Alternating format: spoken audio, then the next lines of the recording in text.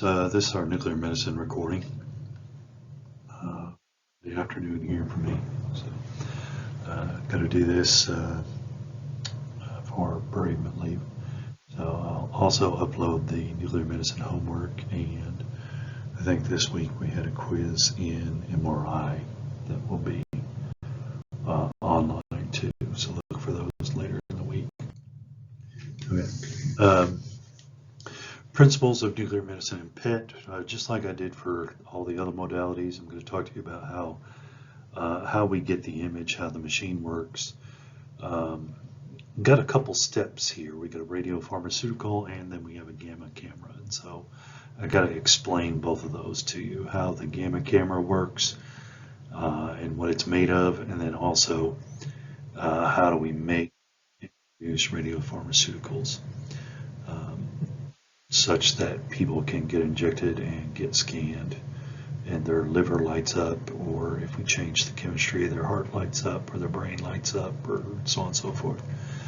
So I'm going to talk to you about, this is actually a hybrid scanner, imaging methods, clinical applications of nuclear medicine and PET. One of the clinical applications is hybrid scanning, where we do a nuclear medicine study and we get a voxel matrix from the uptake of radiopharmaceutical.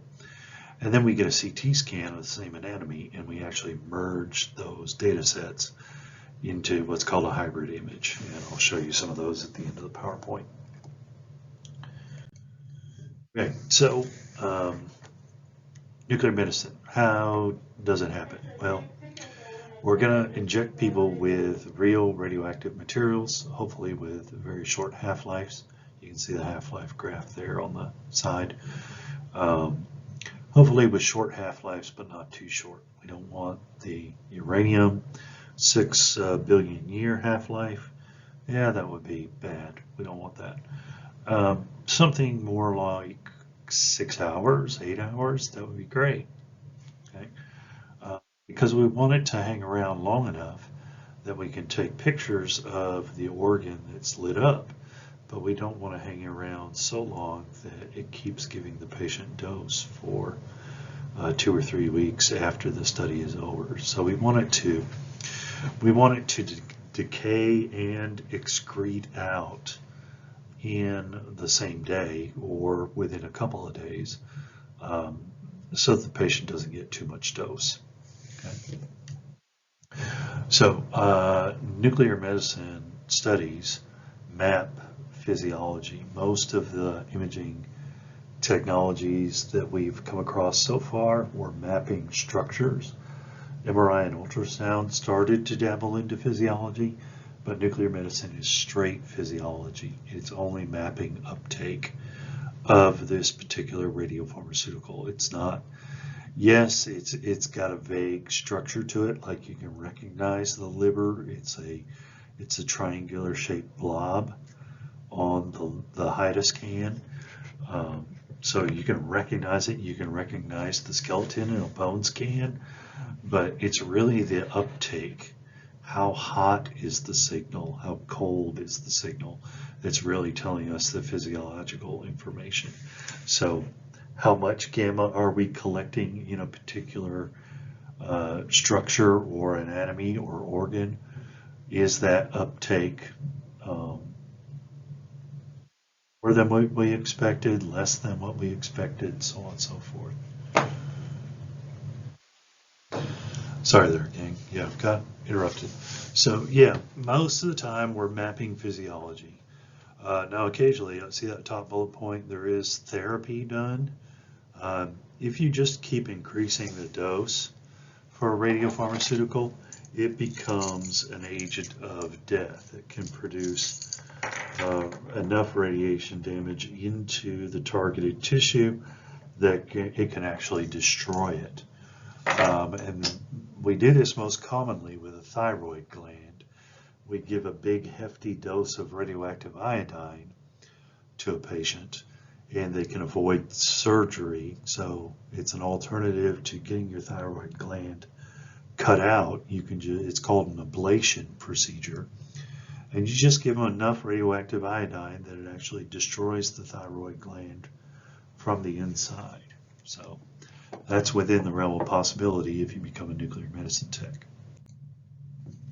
All right, so let's tell you about how we got started here. Well, in theory, George de Hevesy developed the tracer principle. That is, he theorized that radioactive materials could be used in medicine you give the radioactive materials to the patient, and different radioactive materials, based on their chemical composition, would gravitate toward different parts of the body. And they could do this with iodine, radioactive iodine given to the patients. They knew that it was going to the thyroid gland. Okay? We didn't actually have the ability to take pictures of it until almost 30 or 40 years later. But radioactive iodine was one of the first tracer pharmaceutical used. They understood that all iodine went to the thyroid gland, and so radioactive iodine would go to the thyroid gland. And Mr. de Hevesy, he reasoned to the understanding that it was because the thyroid gland used iodine in the production of hormones in its natural physiology. He reasoned that other chemistry involving other physiological processes could be tethered to a radioactive tracer, and then we could monitor those other processes by the radiation that they gave off. Okay. The trouble is radioactive sources for medicine were not available in the 1920s because all the research physicists were hogging all the naturally occurring radioactive isotopes. This is right on the heels of Marie Curie and her discovery of radium. And so a lot of, there wasn't a whole lot of radioactive material, natural ore being mined because the nuclear bomb and the nuclear power plant hadn't been invented yet. And so naturally occurring radioactive material was rare and we didn't have the quantity to make it abundant enough for medical use. Well, that changed in 1931.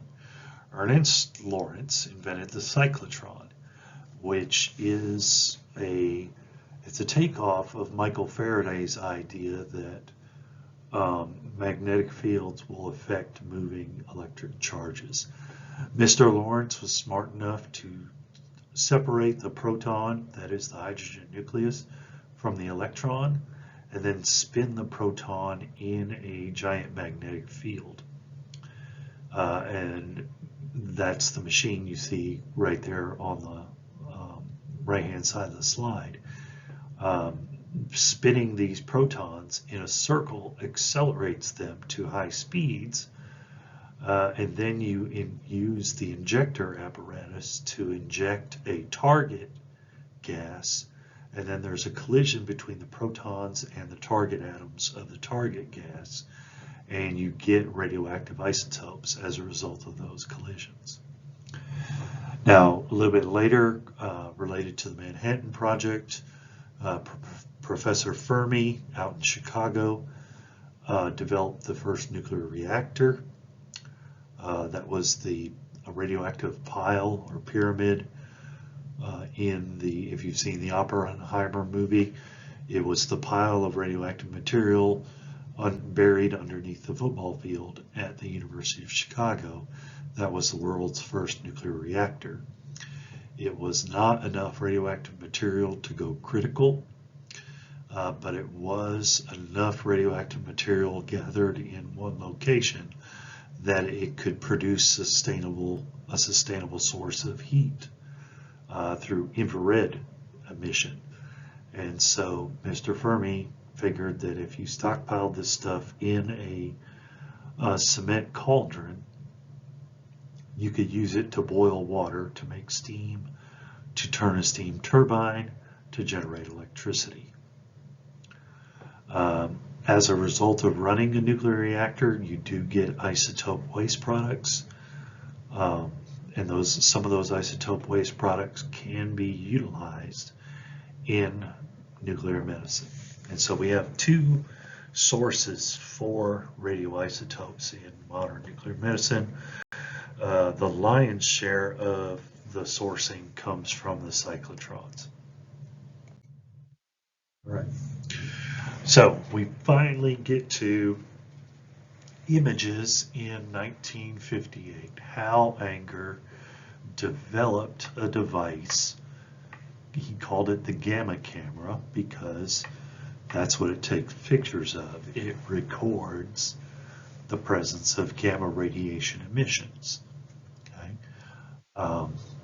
The gamma camera was built for medical application, for injection of radioisotopes, and Roy Edwards and David Cole figured out a way to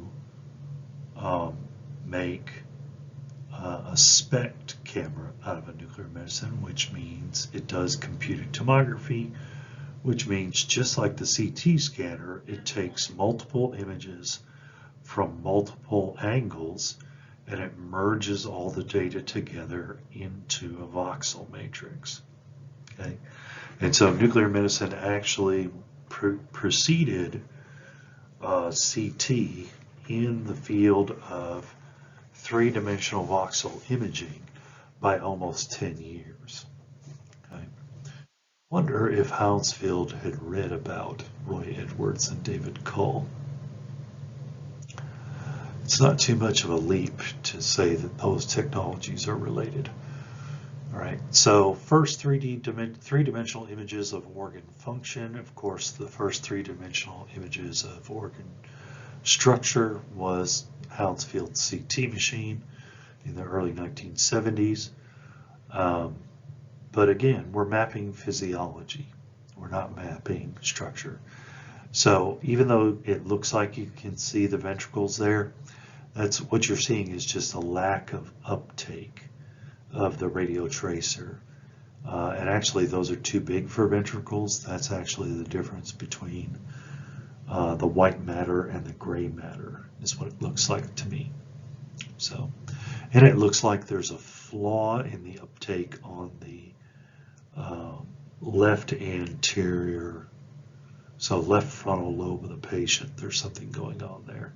We got a dark spot in the top three slices, and then the yellow circle kind of fades out in the upper left corner of the patient's head, anterior left corner of the patient's head. So something going on with reduced uptake that could indicate inflammation. It could indicate tissue necrosis, presence of a tumor, any sources. It's definitely abnormal metabolic rate compared to the rest of the brain. The brain should look symmetric, but those middle slices especially do not look symmetric.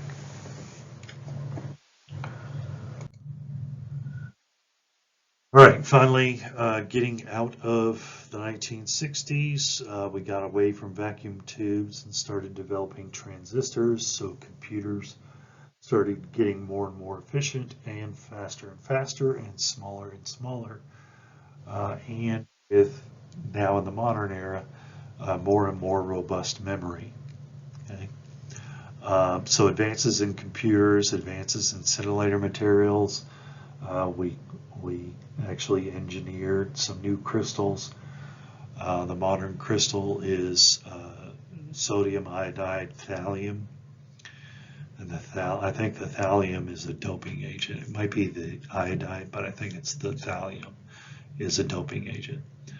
Photomultiplier tubes got more efficient. Photomultiplier tubes got CCDs integrated to the top, or light sensitive silicone integrated to the tops of the photomultiplier tubes. So that improved nuclear medicine and positron emission tomography.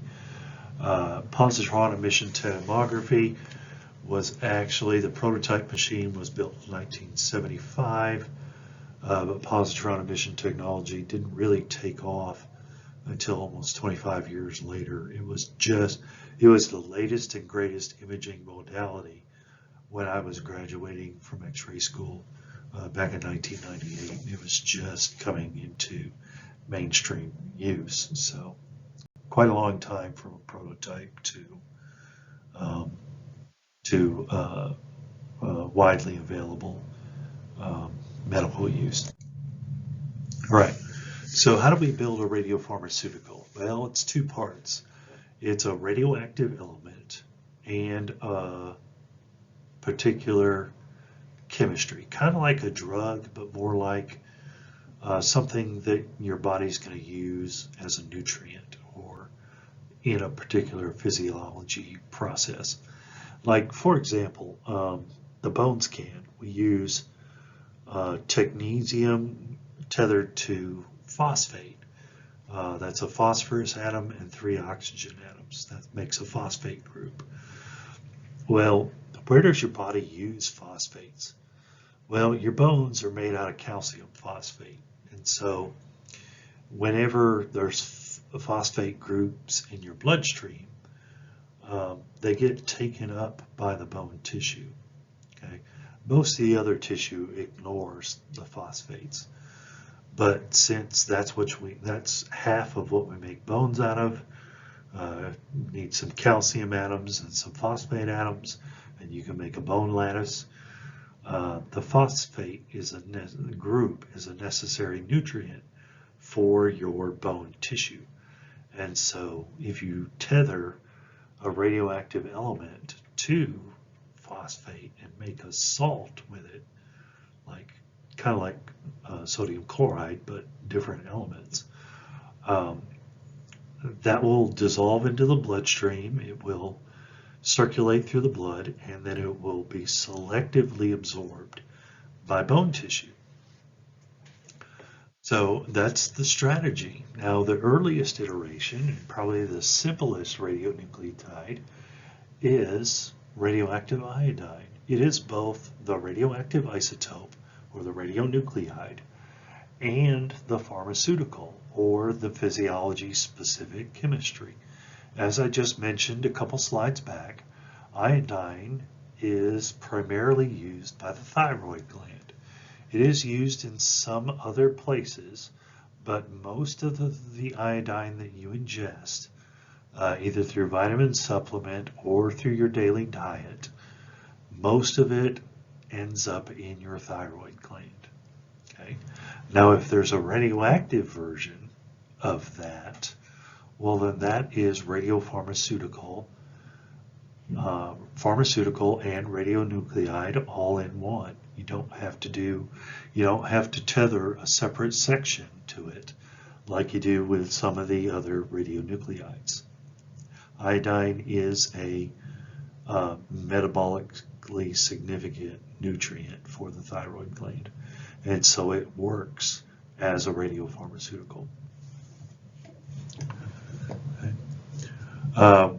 When the see that third bullet point, tagged to a pharmaceutical, I don't know why they say tagged, it's chemically bonded to a pharmaceutical, to this physiologically significant chemistry, whatever that other thing. It could be, as we'll see in the PET scan, the first radionuclide for PET was actually radioactive sugar. All right, so what do we want a radiopharmaceutical? What characteristics do we want a radiopharmaceutical? And all the managers say it better be cheap. Yes, low cost is, because think about it. If let's say it was like platinum, it was dissolved platinum in saline, and we had radioactive platinum, right? And let's say it wasn't toxic to the patient. but it was expensive. It was like $6,000 for an ounce of this material. And you're taking it and you're dissolving it into saline and you're injecting it into a patient and they're going to piss it out into the sewer like 2 days later. That's expensive. So in the course, so what we choose as the radiopharmaceutical, is it cheap and abundant? Because if it's not a viable business model. You're not going to be able to, because people won't pay $10,000 for a scan. They just won't. Okay? The insurance companies won't pay that. So we have to find a radiopharmaceutical that is relatively cheap to make. So it doesn't cost too much to schedule the procedure. Okay? In addition to being cheap to make, we want it to have a low LET, and we want it to be a gamma emitter, because the gamma emitter emits energies that we can catch and detect with a gamma camera. So all the alpha particle emitter radionuclides, those are all out. That's too dangerous. The patient's going to get a huge internal dose. We want something that emits a high energy gamma photon because it's got a good chance to leave the patient without internally absorbing.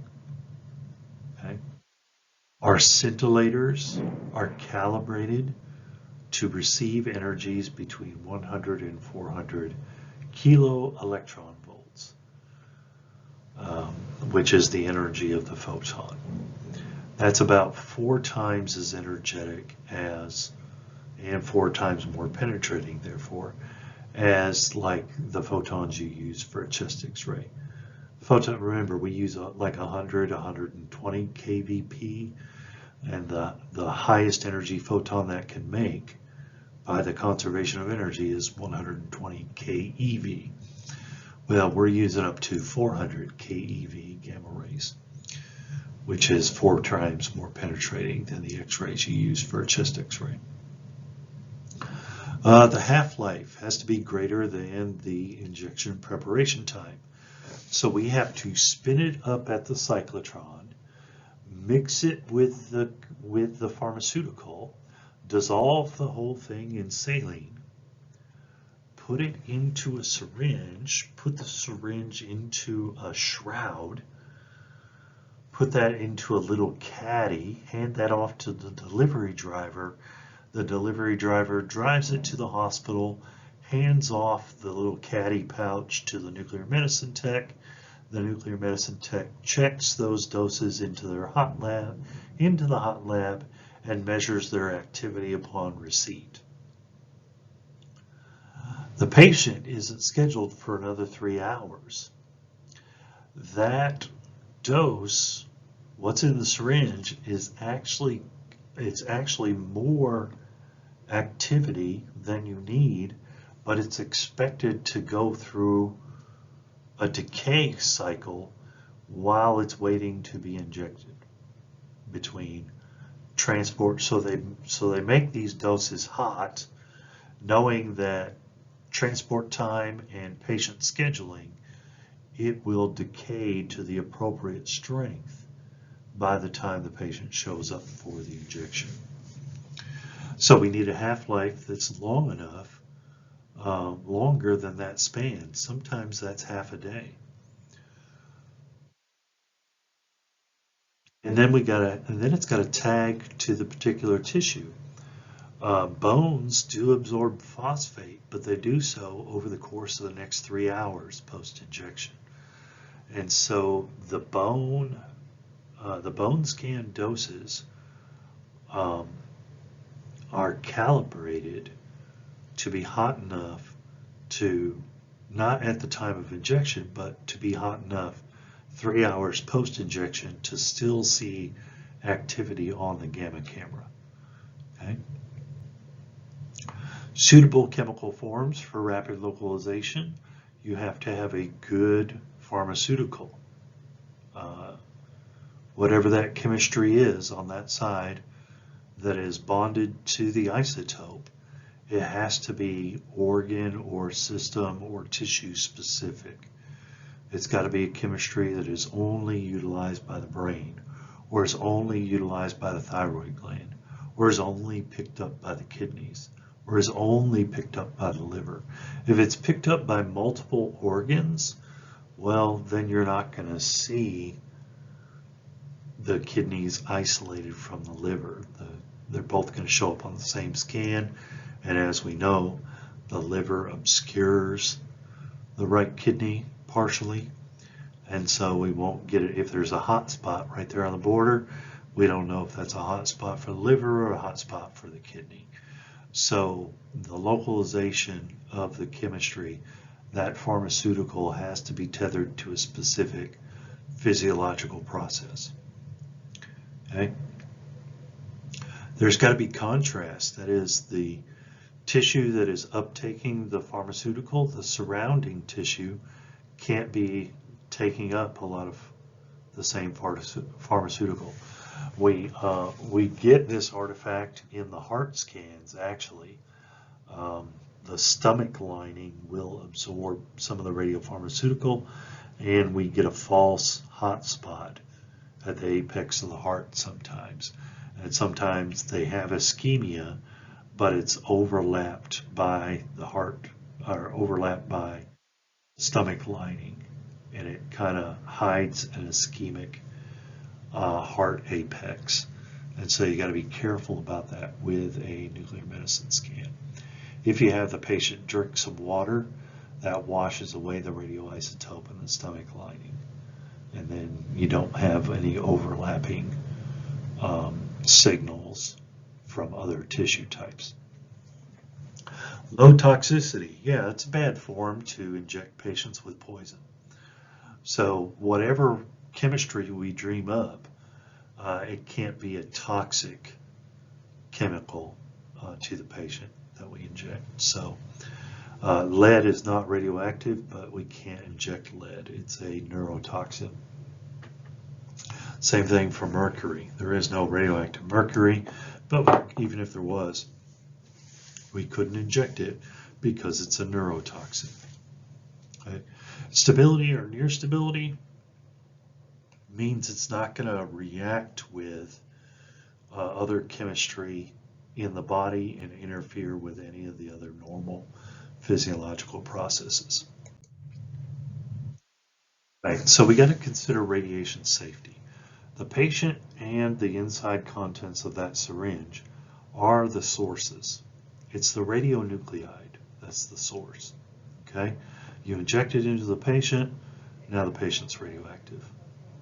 Okay, and so you just limit your time. You limit your time with an injected patient. You don't stay too close to them. You use barrel shrouds for syringes, and you keep the doses in the hot lab until they're ready to be administered. Okay. You wear gloves just in case you spill any technetium, any of the isotope on you. The radioactive isotope most commonly used likes to bond to hydrocarbons, and so once you spill technetium on your bare skin, that's a hot spot until you scrub with an abrasive, like almost like a sandpaper scrub. So, or an exfoliation scrub. All right, so that's radioisotopes and radionuclides, radiopharmaceuticals. We've got a radioactive element chemically bonded to some kind of chemistry that somewhere in the body it's being used for some kind of process. All right, now we just got to catch the gamma radiation that's coming out of the patient. And that's what the gamma camera does. Makes sense to call it a gamma camera because it takes pictures, but not a visible light, takes pictures in the gamma range. Okay? So the gamma camera can locate, measure, and amplify gamma rays emitted from the patient. It doesn't really amplify the gamma rays. It changes those to visible light, and then it amplifies the visible light.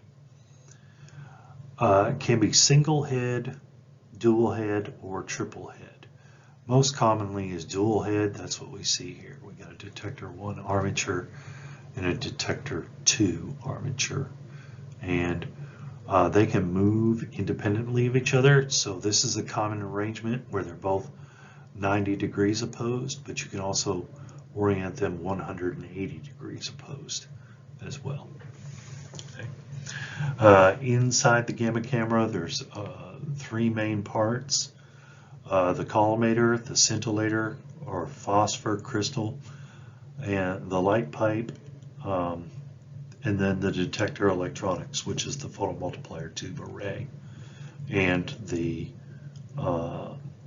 pulse height analysis software. So it starts out with the gamma photons coming out of the tissue that has taken up the radiopharmaceuticals. So you see the patient's kidneys and spleen are glowing blue. That's where the isotope has landed or has been absorbed.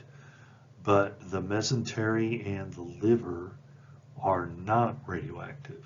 And that's the beauty of the radiopharmaceutical, is we select only certain organs. Now it's very odd for the kidneys and the spleen to be both be activated by the same tracer.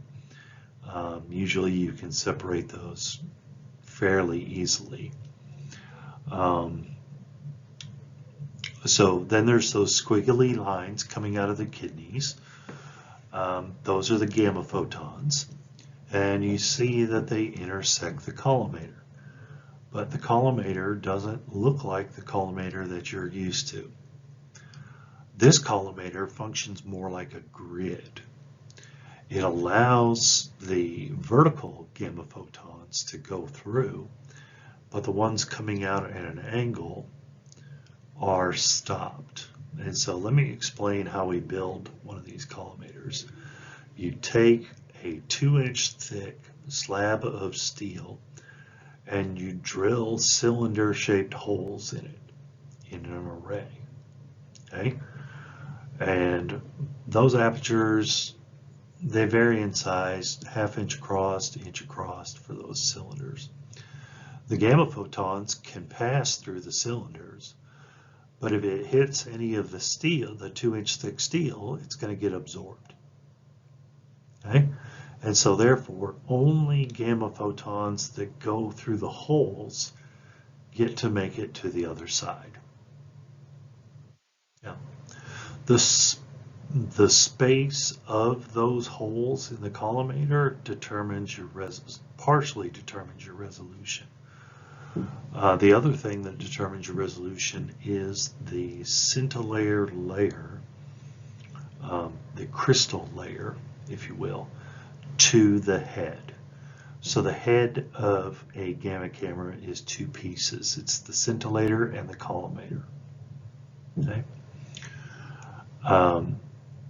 If we increase the thickness of the scintillator, we get a more sensitive camera that can capture more photons, more gamma, but you start to lose resolution because the light starts spreading through a thicker scintillator layer. If you go with a thinner layer, you get better resolution, not as much light spread, but now some of the gamma can penetrate all the way through your thin scintillator. So more efficient capture, you need a thicker phosphor. More resolution, you need a thinner phosphor. You can actually trade out phosphors and collimators. Typically, your gamma camera is going to have a spare set, a high res and a low res head to the gamma camera. Now above the scintillating layer it's the equivalent of fiber optic, it's just in big blocks. So they can't call it fiber optic because it's not a fiber. It's clear acrylic plastic.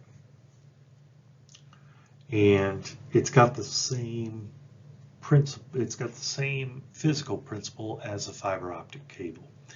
When a light photon enters from one side of the acrylic, it can only exit the opposite side 180 degrees away. It's got what a physicist would call total internal reflection. That is, the light is trapped inside the shape, whatever that might be. Okay? So acrylic, clear acrylic does this. I think fiber optics is made out of fiberglass. Fiberglass does it too. Cesium iodide does it. Total internal reflection.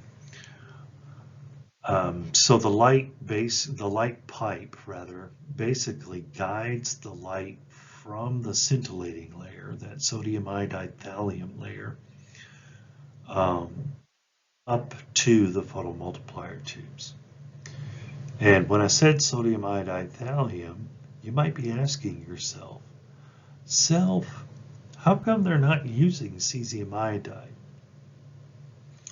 And I have the answer. The answer is we're not trying to catch X-rays.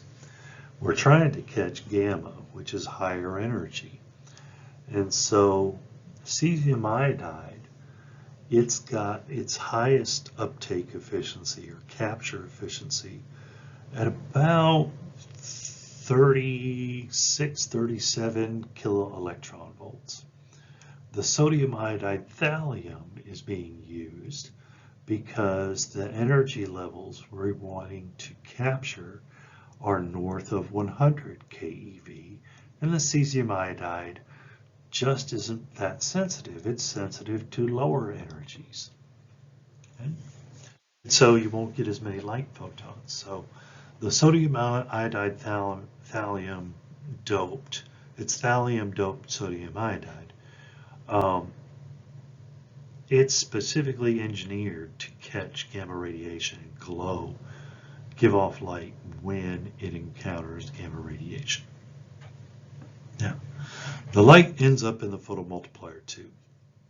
Now just take a wild guess what a device called a photomultiplier tube might do.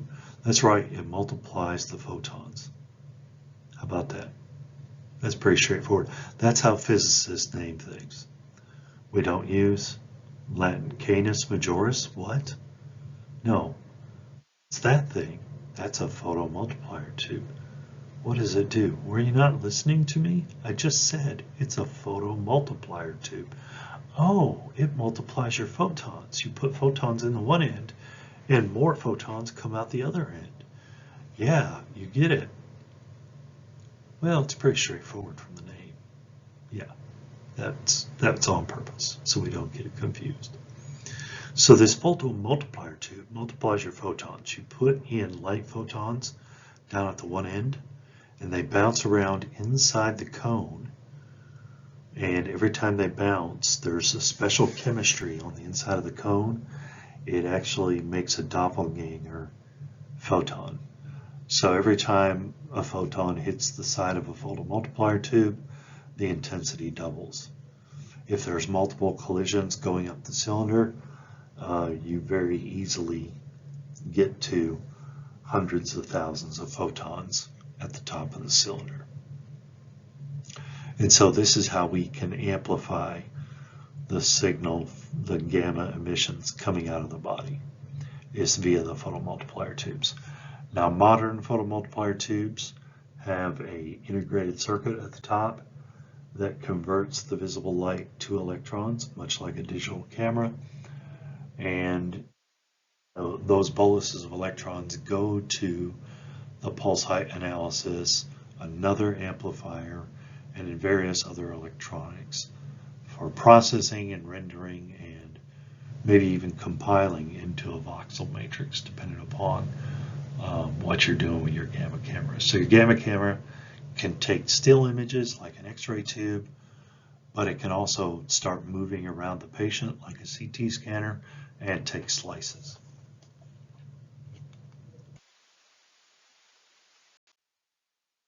All right, so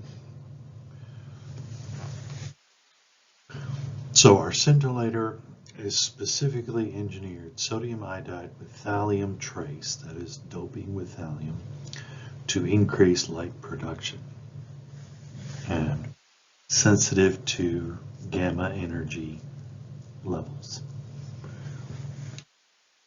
Crystal composition can stop most gamma rays emitted from nuclear medicine radiopharmaceuticals. When you have a thicker crystal, you can capture higher energy gamma photons, but you lose resolution because of the light spread.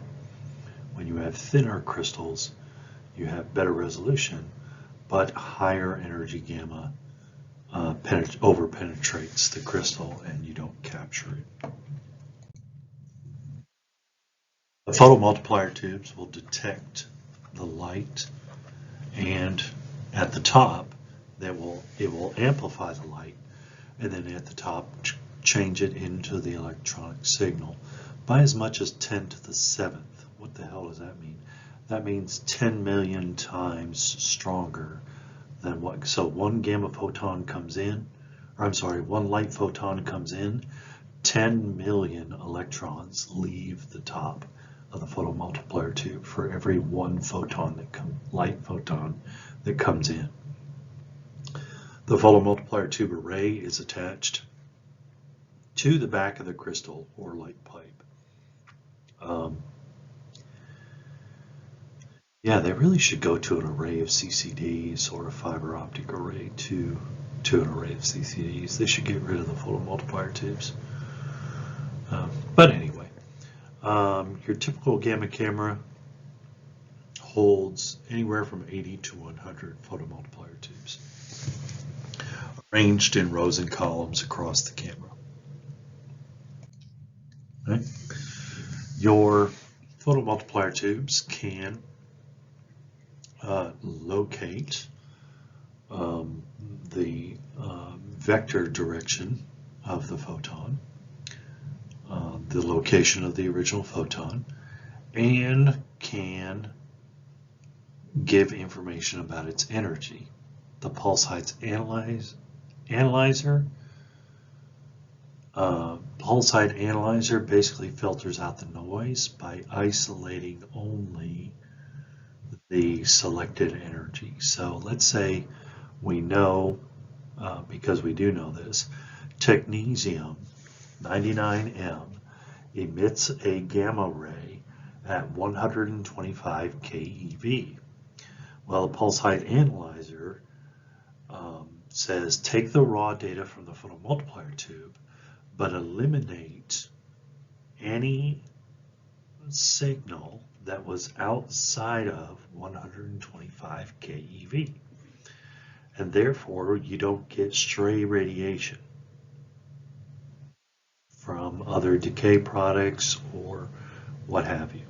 Okay, you don't get contaminated radiation. You get just, these are definitely 125 keV photons. Okay, that reduces your scatter photons because the patient does the gamma photons that they emit from inside can Compton scatter, and so you can get some lower energy stuff coming out. There is some scatter coming out, but because the gamma camera and the photomultiplier tube can filter according to energy by the pulse height analyzer, you can basically wipe the scatter photon strikes away from your data set and just erase them. Once it's been processed and filtered for noise, it's transmitted to the display screen where it displays as either a still image, that's called an uptake image, or it can be a run where it's like it's taking a uptake every 30 seconds and then it starts a new uptake, and it does that for 5 minutes 5 minutes straight. Or it can do a SPECT protocol where it takes uptakes and then the gamma cameras spin around the patient, taking new uptakes from new perspectives, and then merge all that data together into slices. Right, so we can do static, we can do whole body, we can drift the gamma camera from the head to the feet for bone scans. You can do dynamic. This is time lapse. This is a Mag3 renogram that we see here. And that's a dynamic run. You can see the contrast in the picture here going into the aorta, and then that radioisotope is being slowly picked up by the kidneys. So we see the aorta in picture number 2 and 3. We see the bifurcation into the common iliacs in the middle, and then the aorta starts to fade out by picture number 9, and then the kidneys just keep getting hotter and hotter and hotter. That's because it's originally the isotope is injected into the blood, but the kidneys are pulling it out of the bloodstream. So as it circulates, the kidneys take up more and more, and the aorta carries less and less. And so the aorta flashes in the first couple of minutes, but then it starts to fade out as the kidneys take up more and more of the radiopharmaceutical. That would be a dynamic. I've done that. That's a Mag3 renogram. That's like that top left picture is initial injection, and then that's recording the gamma camera for about 30 seconds, and then it goes to the next one, and then another 30 seconds. So this is, let's see, 1, 2, 3, 4, 5, 6. The first 6 minutes of uptake of the radiopharmaceutical into the kidneys. That's a dynamic. And then you do static images of the kidneys until you see the ureters show up.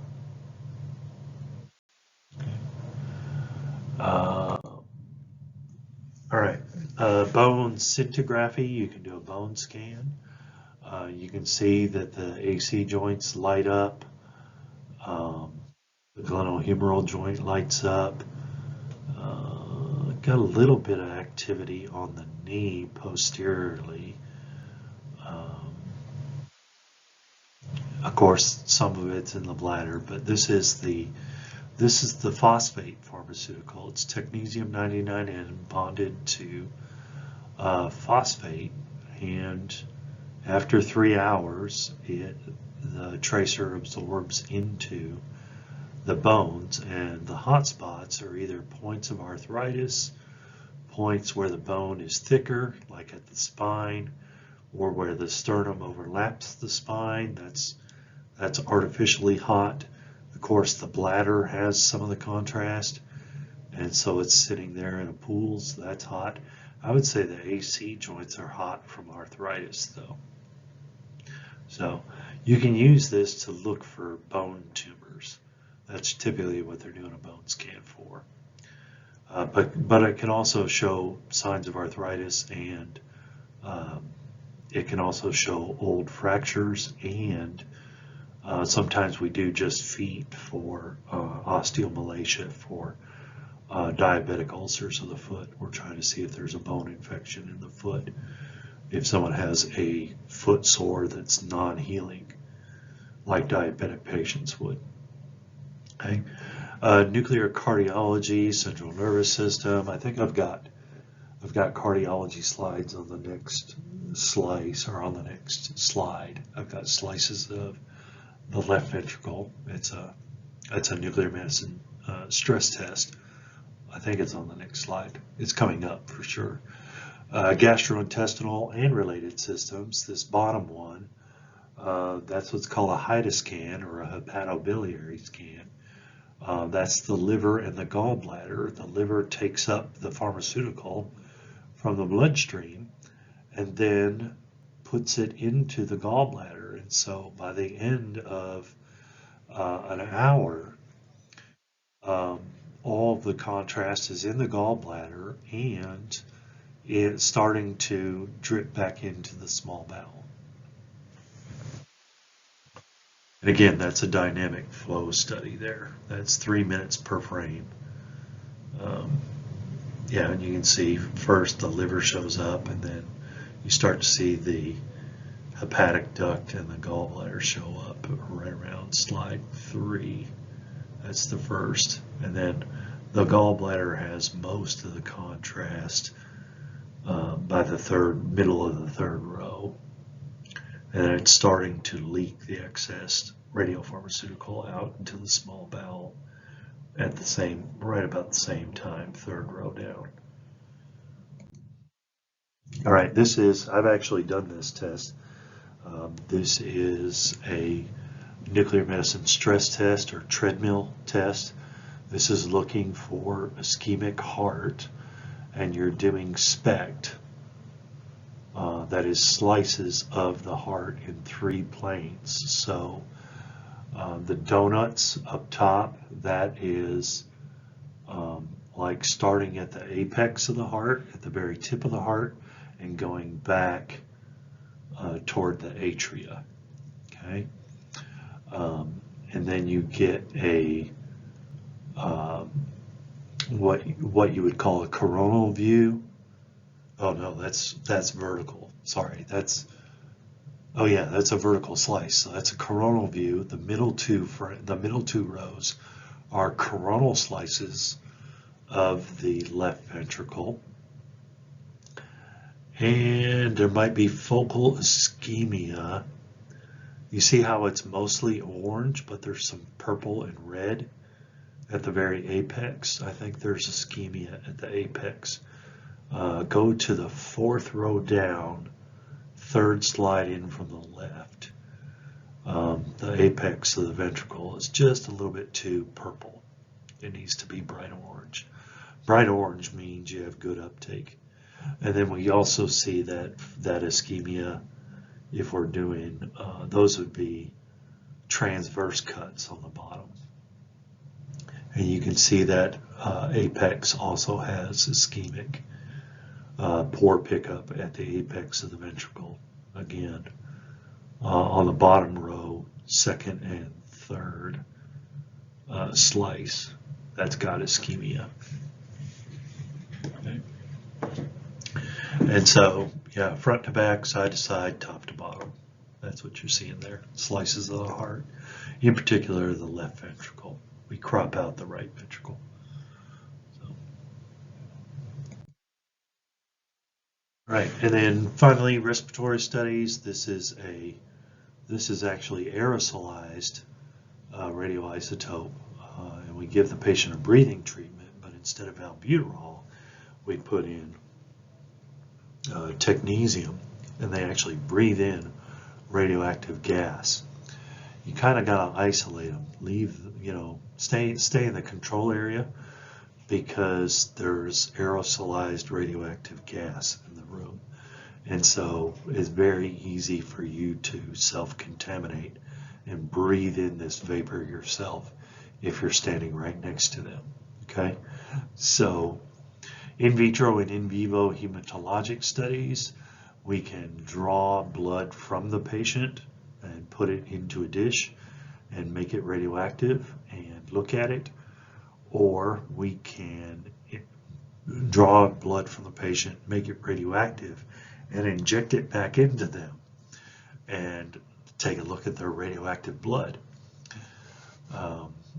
and see if there is. Typically, you do radioactive blood for GI bleeds. If you're tracking down a GI bleed, if you tag the red blood cells with the tracer, then wherever the red blood cells go, that's also where the tracer is going to go. And so if you see the large colon start to show up, that means that they have an internal bleed, an internal GI bleed. Right? So this is actually called a perfusion study, where you breathe in the radio tracer, and it's to test for pneumonia, but it's also to test for pulmonary embolism. So you don't want to see blunted costophrenic angles. You want to see the radio tracer distribute fairly evenly with a focal concentration in the hilar regions, and then also the costophrenic angles and the bases of the lungs should be darker than the apices. Remember, there's more lung volume at the base than there is at the apex. The entire lung tapers from top to bottom. It's twice as thick at the bottom as it is at the top, so the bases should be darker.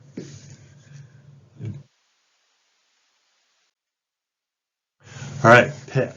So I've taught you about nuclear medicine. Now I'm going to teach you about a different version of nuclear medicine called positron emission technology. Well, a positron, that's a positively charged electron. You have heard this idea before. I've taught you in physics class, I taught you about Compton scatter, photoelectric effect, coherent scatter, but also pair production and photodisintegration. Pair production is where you heard about positrons. And so a positron emitter is going to emit antimatter.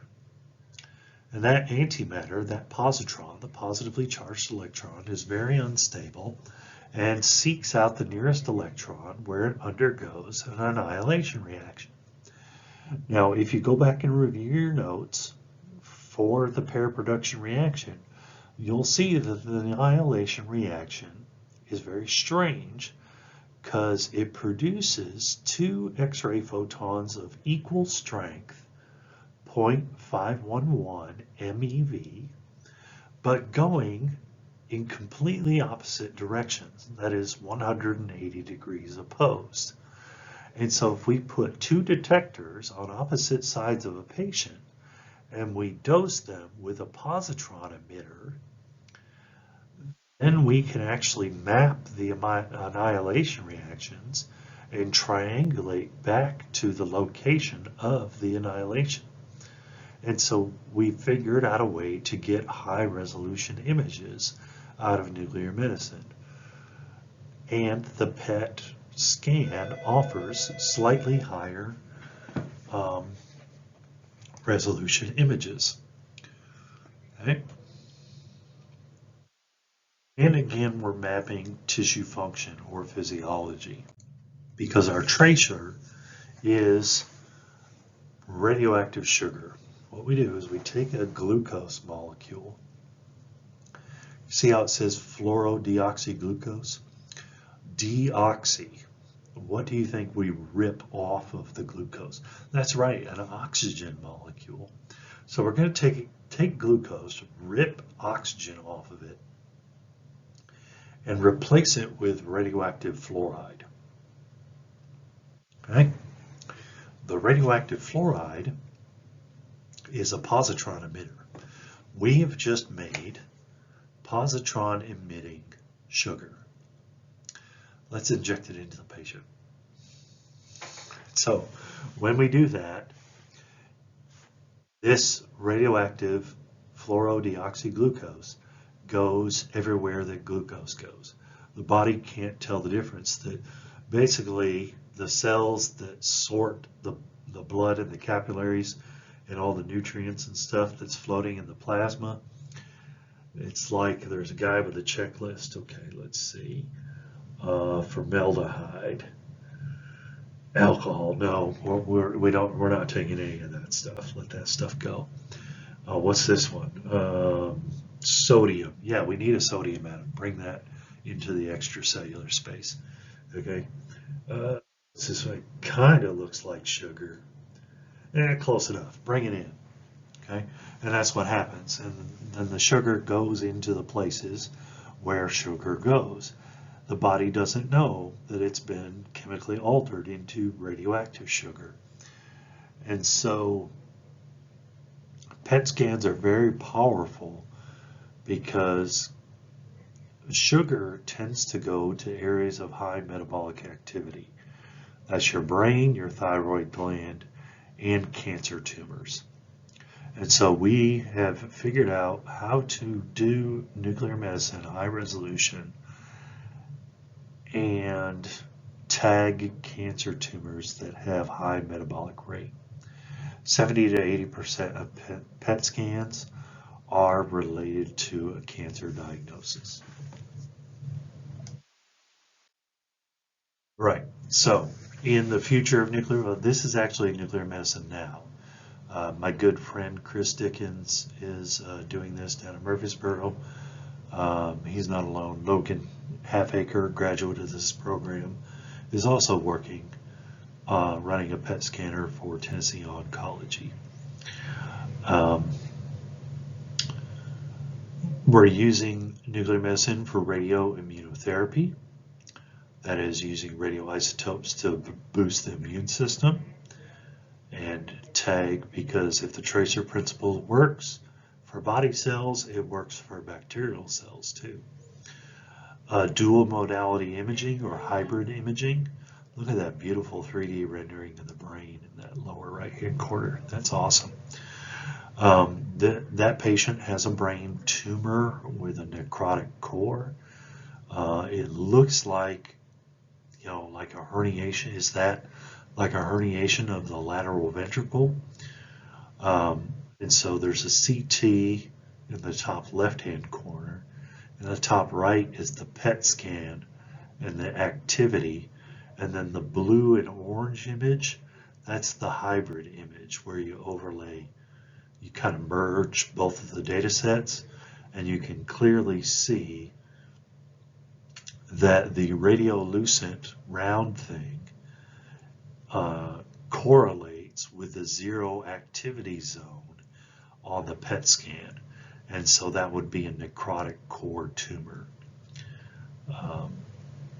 Yeah, pretty straightforward. There's nothing going on. It's radiolucent. It maps like air, and there's no sugar uptake. No live flesh there.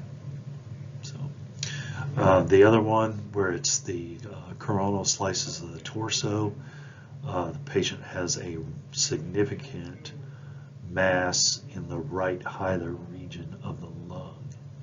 You can see that lit up hot on the scan right there in the middle of the chest. So the CT is the first image on the left. The PET scan data is the image in the middle.